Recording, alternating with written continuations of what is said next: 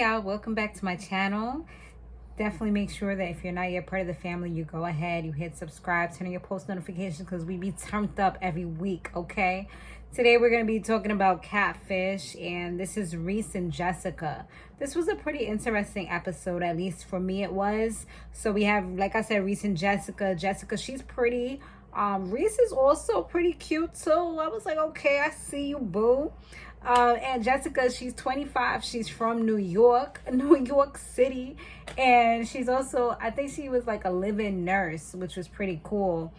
And she was actually like, the things that he likes about her is that she's not a needy person. She doesn't like beg for his attention. She's not clingy and all that stuff that some guys don't find attractive. Some guys, they like to chase, like they like to chase you a little something.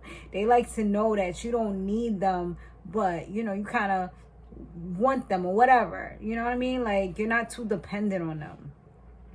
And he said that she was the person who initially like reached out to him, like hit him up in the DMs. So, you know, she sought after him, but she just gives him a little bit, but not too much. Like she don't even be talking to him too much. They haven't even actually spoken on the phone. When he looked up her number, whatever, or he called the number back that she called him from, found out it was a Google Voice number. She did leave him a message. She had a cute little voice or whatever, but since that day hasn't reached out to him again, haven't spoken to him on the phone. So, you know, he's just finding that that's a little bit weird. So, yeah. So Neve and Cammy, they end up doing like an image search and all that stuff. You know, they go to work. And when they did that, they see this chick named Dee Dee was connected to that face for this person whose name was Jesica Fox. So right there, boom, boom, boom, something is not adding up.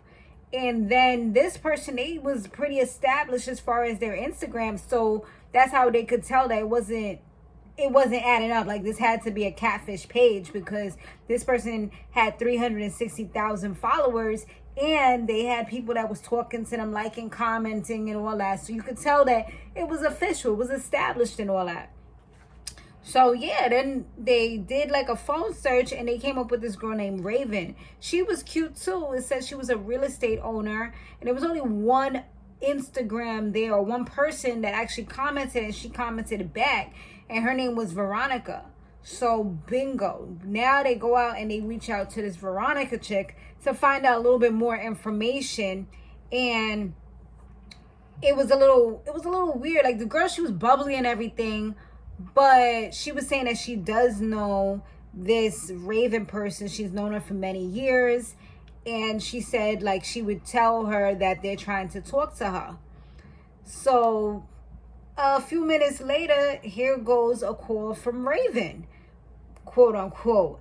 And she said that she couldn't FaceTime at the moment because she was busy. And they asked her a little bit about Jesica Fox. And she just started like kind of, you know, I didn't want it to come out like this.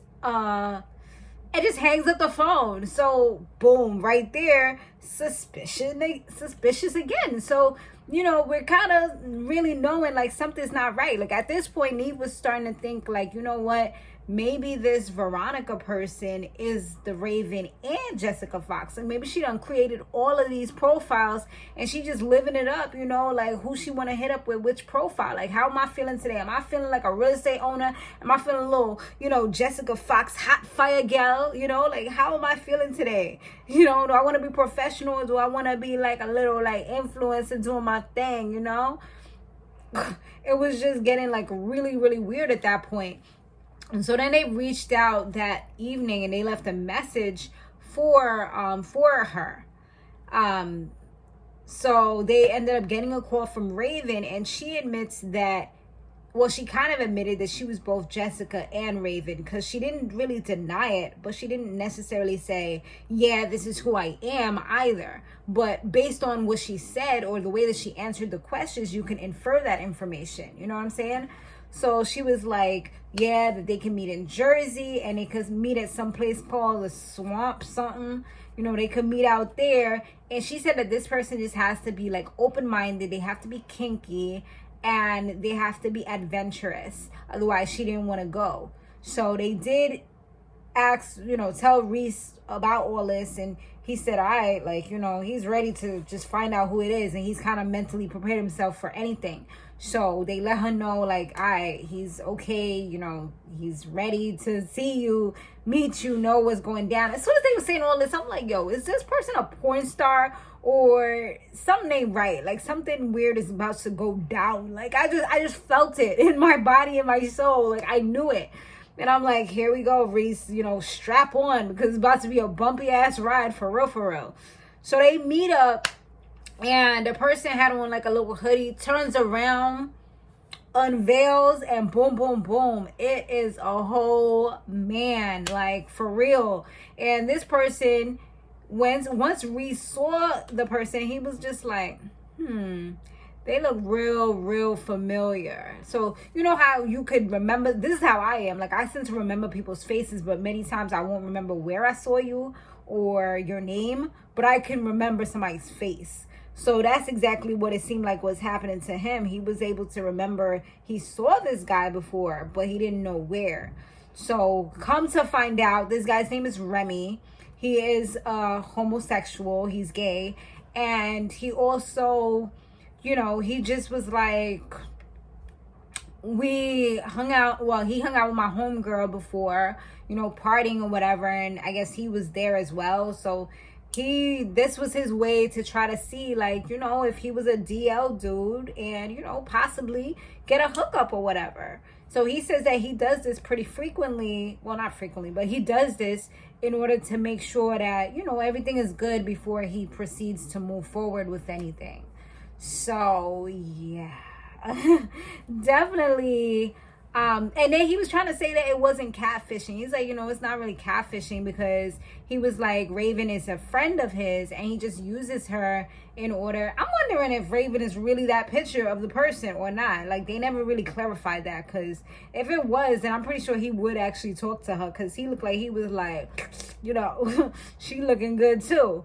But he says she's a real person. He usually uses her. He'll even be able to use her voice. It's kind of like a bait and switch situation. Like, at the end of the day, it's not cool, because, yeah, you could find people that would be okay, but you could also get a lot of, like, backlash or hate for you and your friend. You putting both of y'all in a weird position, Or maybe this person could be dangerous regardless, even if they told her, like, yeah, I'm good with it. They could have been playing. Like, I just feel like they said, like, it's better if you just use yourself, maybe go on Grindr or something that's more, suited for you or whatever. That way you don't get, like, into problems. Because he said that he has gotten himself into issues before where people would, like, try to fight him or whatever. So that's why he started doing this type of thing. Like, yeah, I see where you're coming from. And this is what Reese actually said. He was like, when he first came through, he was real upset. But he was like, I get where you're coming from and I understand why you did it, but it's still not okay. Like, he still has an issue with him doing it, but he can at least understand. And that's how I am with a lot of things. Like, I can be definitely non-judgmental for the most part, unless I'm being, like, sarcastic or funny or an asshole. But for the most part, I'm usually non-judgmental with most things. Not everything, because I'm human, but with most things. And I can, even if I don't like how you did something, even if I'm pissed off to the max, I can still get your point of view, and I can still kind of see where you're coming from, even though it was something that you did that was, like, horrible, like a horrible human being, like, terrible. But I can see why you did it, even though I don't agree with it, I don't condone it, and I wouldn't say you should ever do it again, So that's kind of where I see that Reese, he's open-minded, and, well, to a certain extent, yeah, he was open-minded, because he even said, like, yo, we can even hang out, you gotta buy me some drinks, though. And Remy was like, yeah, we could do that for sure. It was good that Neve and Cammy were able to let Remy know that regardless of what you think you're doing or you think like, yeah, you're doing the thing where, you know, you're not putting yourself in danger, you're using your friend is kind of getting close to them where they feel that they can confide in this pretty girl, and then it's like, oh, you know, have you ever done anything with a guy? If they say yes, you know what, I have my friend who might want to talk to you, you know, maybe we could do something or whatever. Boom, then you introduce this person. And so it's like, even though you feel like it might not be catfishing, at the end of the day, you're catfishing because it's you. You just have her as a backup plan so that you don't get caught. So, I mean, she a W friend for real because she's ride or die. She's part of this. She's helping you out. But it's still a messed up situation. So I feel like finally he was able to see like, okay. So 2 months later, I mean, they showed that he said that they went out, Remy bought him drinks, you know, it was real chill vibes, and now he got a girl and all that. Like now he was open to that.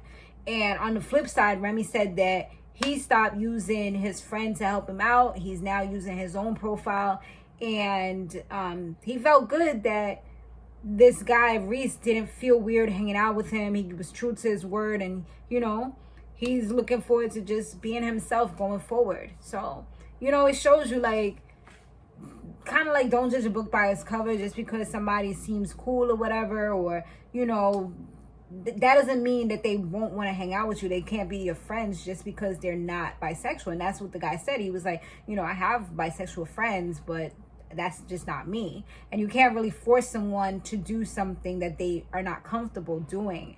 And yeah, you might find a few that, you know, pretty much like you said on the DL, where they not going to tell you straight off the bat because they don't want to be judged. But this is probably, you got to do it a better way, okay? But that's pretty much the episode, you guys. It was pretty good. It was decent. It didn't seem very long at all, but it was good nonetheless. Thanks so much for watching. We are going to be doing most likely Tammy's Unfaithful. I want to get into that one, y'all. I feel like that was going to be spicy. All right. And I may be doing Married at First Sight, but if I do, I'm going to do it over on my other channel since I'm trying to shift that one over to more relationship coaching types of shows where we can kind of just dive in, talk about it, and dissect different points of different people's relationships and why they're doing some of the things that they're doing based on what we see. But that's for that. Okay, it's still circulating, but I think I'm most likely gonna do it. All right, thanks so much for watching, guys. I really appreciate you, and I will see you guys on the next one. Later.